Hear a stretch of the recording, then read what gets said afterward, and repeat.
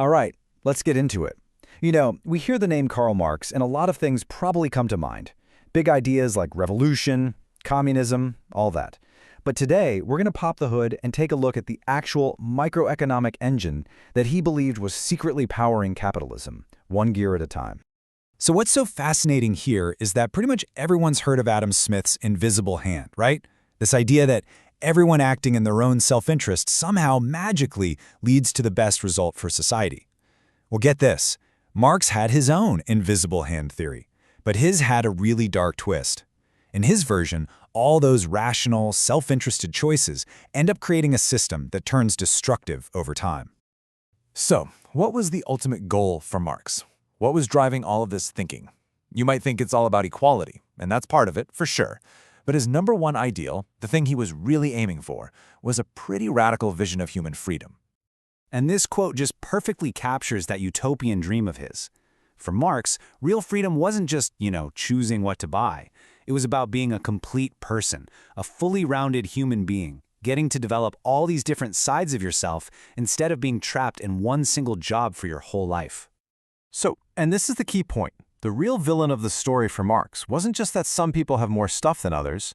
No, the true enemy was the division of labor itself. You remember Adam Smith's pin factory? One guy spends his entire life just sharpening the points of pins, all day, every day. For Marx, that wasn't a triumph of efficiency. It was a kind of prison. It was enslavement to a single, boring task. Okay, so let's move on to one of Marx's most, let's say, controversial ideas. We're going to talk about his definition of social class. And you'll see it's a lot more objective and maybe a little more uncomfortable than the way we usually think about it. So according to Marx, being working class has nothing to do with how much money you make or the kind of car you drive or even how you think about yourself. It all boils down to one simple, unavoidable fact. Do you have to sell your time and your skills to somebody else just to pay the bills? If you can't just quit your job tomorrow and live comfortably off of your own stuff, your investments, your property, then in his book, you're working class. And he made this really sharp distinction. On one hand, you have class in itself. That's the objective reality, the cold, hard fact of your situation. Do you own the factory or do you have to work in it? That's it. Then you have class for itself. That's all about your subjective identity. Do you feel working class? Do you identify with other workers? Marx basically argued that history doesn't really care how you feel. It's driven by the objective facts. Okay, let's make this real with a little thought experiment. How about a well-paid, tenured university professor?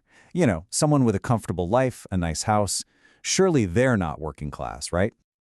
Well, Marx's answer would be pretty blunt. Yes, of course they are.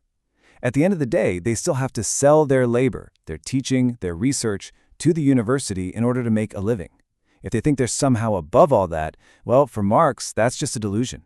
It's a failure to see their true objective position in the system. Okay, so if the whole system is built on this very rigid class structure, how does it actually work? How is wealth actually created? Now we're getting to the absolute heart of Marx's economics, his labor theory of value. So for Marx, the value of a product isn't about how much effort any one individual puts in, right? If I'm a really slow, terrible carpenter and it takes me 100 hours to build a chair, that doesn't make my chair super valuable.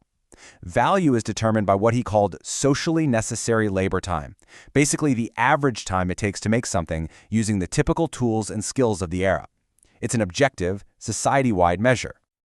And that idea leads to what is probably his most radical claim. He argued that the only thing in the entire economy that can create brand new value is living, breathing human labor.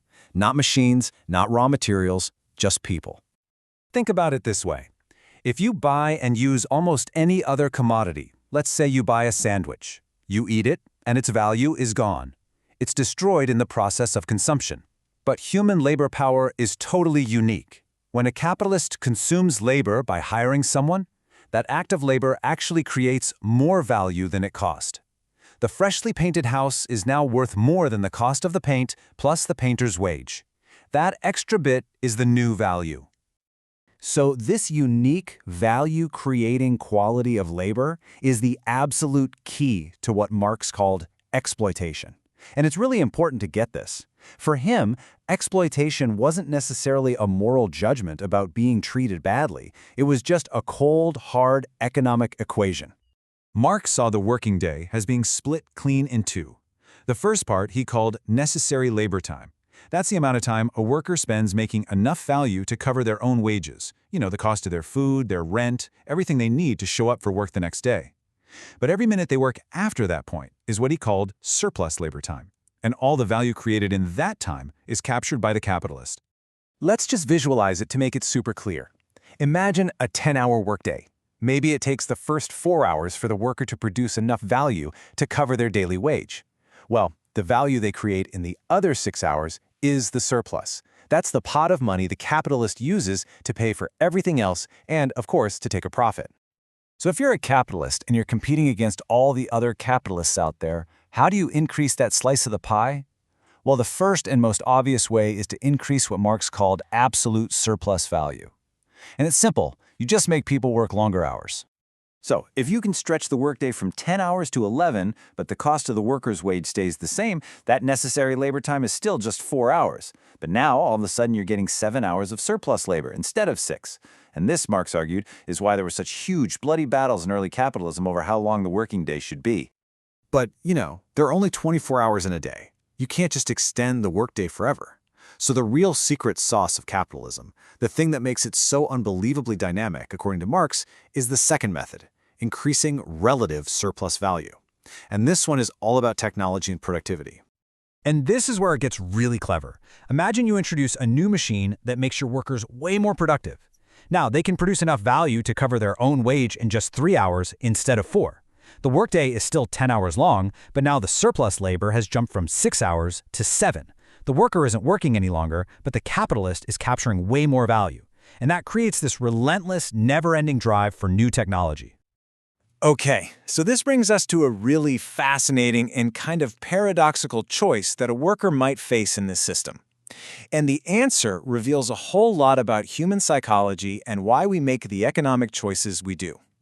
So let's put you in this situation. Your boss comes to you and says, we've got 2 options. Option A, you have to work an extra hour every day for the same pay. Option B, you work the same 10-hour day, but we're bringing in new tech that's going to make the company way more profit from your labor. Technically, your rate of exploitation is going up. Which one do you choose? Most people instinctively pick B, but why is that? It all comes down to how we measure our own well-being. Are you a self-referential person who just asks, hey, am I better off today than I was yesterday? Or are you other-referential? Do you mostly judge how well you're doing by comparing yourself to the people around you? Marx argued that we are fundamentally creatures of comparison. We're often okay with a situation where the boss gets a lot richer, as long as our own life doesn't get actively worse. And that's really the final thought I want to leave you with. When you think about your own economic situation, your career, your sense of being well off, what's your primary measuring stick? Is it just your own personal progress over time? Or is it how you stack up against your neighbors, your colleagues, the people you see on social media? Marx was willing to bet it's the latter. And that simple psychological insight is the hidden key that he believed keeps the whole system running.